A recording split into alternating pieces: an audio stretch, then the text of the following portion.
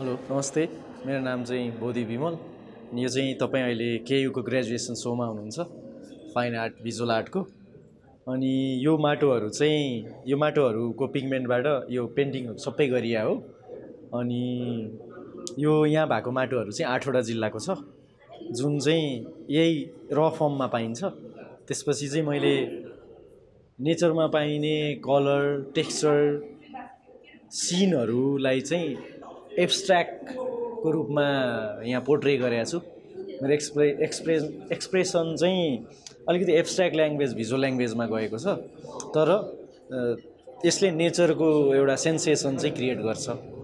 अनि मेरो कामको मेन थिम चाहिँ केन्द्रबिन्दु चाहिँ कलर नै हो। अनि त्यो कलर टेक्सचर र त्यहाँ देखिने एउटा सिन भनौँ न, not exactly the same figurative scene, तर त्यसले दिने फिलहरूलाई चाहिँ मैले यसमा क्याप्चर गरेको छु।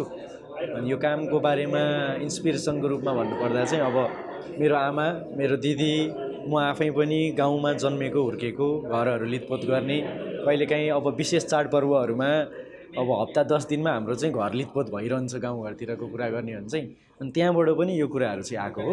प्लस म आफू स्ट्रिट आर्टिस्ट भएको हिसाबले नेपाल ट्राभल गर्दै जाँदाखेरि चाहिँ यो काम चाहिँ कसरी पनि त्यो मेरो स्ट्रिट आर्टसँग मेल खान्छ भन्दाखेरि तराईको बेल्टमा जानु भयो भने चाहिँ त्यो रातो माटोको भित्तामा चाहिँ आर्ट माटैले गरिरहेको हुन्छ कि खास। अनि त्यो हिसाबले पनि यो कामहरू चाहिँ मेरो कामसँग जोडिन्छ। प्लस क्यालिग्राफीमा पनि प्रायः जसो जुन इङ्क युज हुन्छ त्यो त डिफ्रेन्ट पिगमेन्टहरूबाटै बने हुन्छ नि। अनि त्यो हिसाबले पनि अनि यसमा आएको स्ट्रोकहरू हेर्नु भयो भने चाहिँ त्यो क्यालिग्राफीकै एउटा स्मल पार्ट हो कि।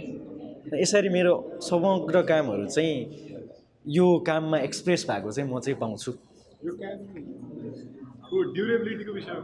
ड्युरेबिलिटीको हिसाबले चाहिँ हजुर उहाँले अरू पेन्टिङको रूपमा चाहिँ यसलाई हेर्नु भएन। यसलाई पानीबाट मेन जोगाउनु पर्यो। अनि बाँकी भनेर चाहिँ त्यो मिडियम नै एकदम अर्ग्यानिक भएको भएर it's the very nature of the material is impermanence, so you have to impress that. तर त्यो भन्दै गर्दाखेरि कसैले अलिकति पैसा इन्भेस्ट गरेर यो काम बिग्रिहाल्ने भन्ने चाहिँ छैन। If you take care of it, it will last long.